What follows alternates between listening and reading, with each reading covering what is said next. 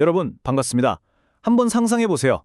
구속사라는 이 거대한 역사적 무대 위에 화려한 왕관을 쓴 꼭두각시가 있고 보이지 않는 곳에서 그 무대를 완벽하게 지휘하는 마스터가 있다면 어떨까요?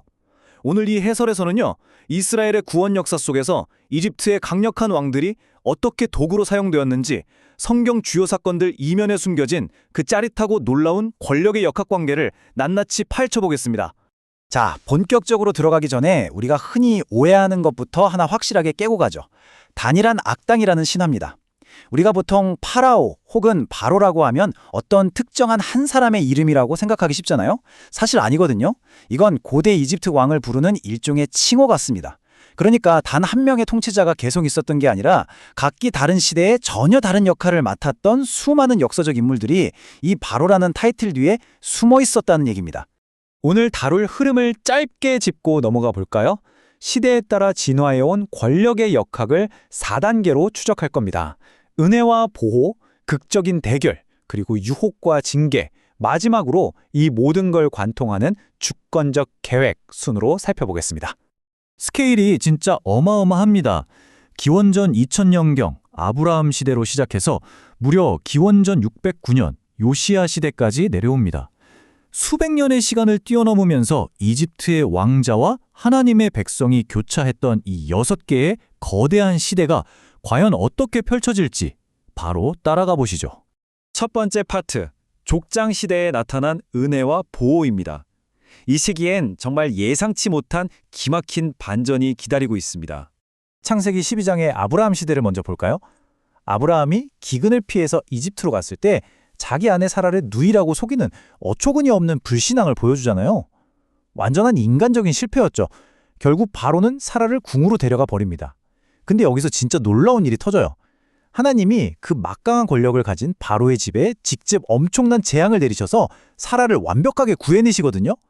아브라함이 헛발질을 하면서 넘어졌을지라도 언약의 실에 향한 하나님의 주권적인 보호는 그 어떤 세상의 절대 권력보다 확실히 위에 있다는 걸 극명하게 보여준 사건입니다. 시간을 훅 건너뛰어서 창세기 41장 요셉 시대로 가보겠습니다.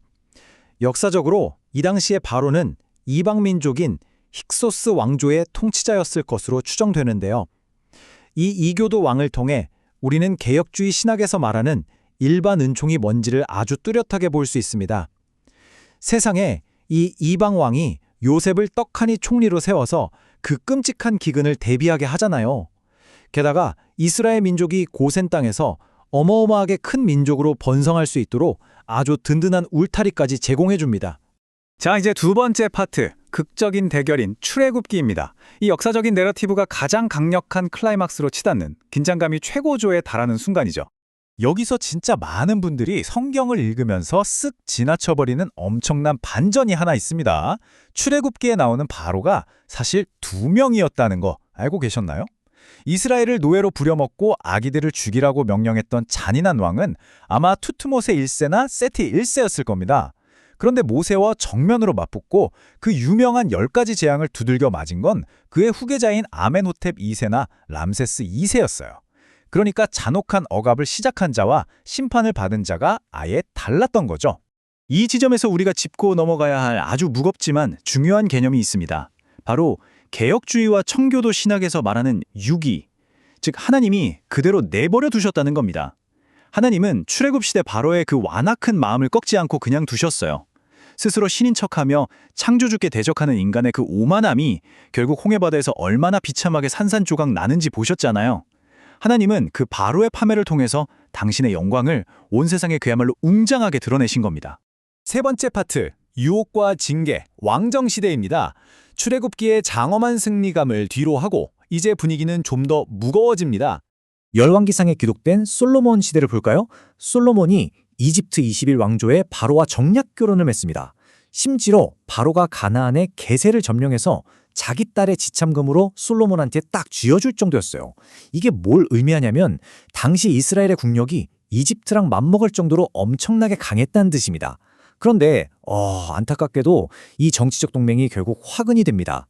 이방 여인들을 통해 이스라엘의 우상 숭배가 스멀스멀 밀려들어오게 되거든요. 뼈아픈 타락의 씨앗이 심겨버린 치명적인 전주였던 겁니다. 그리고 이어진 솔로몬의 아들 르호보암 시대. 이 처참한 약탈 목록 한번 쓱 보시겠어요? 유다 왕국이 영적으로 완전히 타락해버리니까 이번엔 하나님이 이집트 22왕조의 바로 시삭을 아예 징계의 막대기로 써버리십니다. 예루살렘을 침공해서 성전 보물이란 보물은 다 털어가고 심지어 솔로몬이 만들었던 그 화려한 금방패들까지 싹 다 쓸어가 버리죠. 하나님을 떠나버린 국가의 물리적인 부요함이 얼마나 순식간에 그리고 허망하게 발가벗겨지는지를 아주 적나라하게 보여줍니다. 자, 그래서 여기서 여러분께 꼭 하나 여쭤보고 싶어요. 어떤 사회나 개인이 그 내면의 거룩함을 상실해버렸을 때 겉으로 번지르르하게 보이는 화려함이 과연 무슨 소용이 있을까요? 르호보암이 겪은 이 어마어마한 손실은 시대를 초월해서 우리에게 아주 뼈아픈 교훈을 던지고 있습니다. 껍데기만 남은 종교적 치장보다 속사람의 영적인 순결함이 비교도 안 될 만큼 중요하다는 사실 말입니다. 결국 열왕기하 23상 요시야 시대에 이르면 상황은 완전히 파국으로 치닫습니다. 선하고 경건했던 유다의 마지막 희망, 요시야 왕이 무기또 전투에서 26왕조의 바로 느고 2세에게 비극적인 죽음을 맞이하거든요. 이건 단순하게 왕이 전쟁터에서 전사한 게 아닙니다.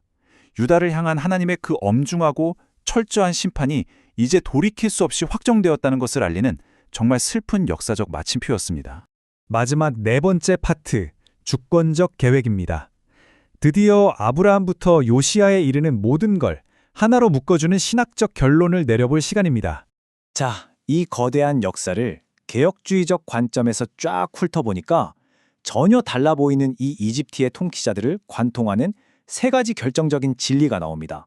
첫째, 모든 바로는 선하게 쓰이든 악하게 쓰이든 결국 하나님의 거룩한 작정을 이루기 위한 도구에 불과했다는 거.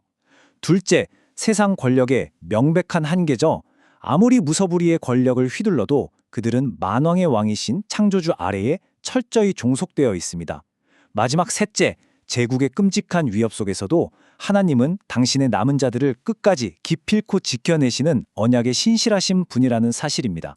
이제 오늘 해설을 마무리하면서 여러분의 마음속에 오래도록 맴돌 질문을 하나 남기고 싶습니다. 여러분은 지금 당장 눈앞에 보이는 하지만 금방 사라져버릴 세상 권력의 덧없는 힘을 의지하십니까? 아니면 보이지 않는 곳에서 그 모든 권력을 최스말처럼 통제하시며 구속살에 이끌어가시는 마스터, 우리 하나님의 절대적인 주권을 신뢰하십니까? 오늘 살펴본 이 역사가 증명하는 거대한 진리가 여러분의 세상을 바라보는 시야를 완전히 새롭게 뒤집어 놓았기를 진심으로 바랍니다.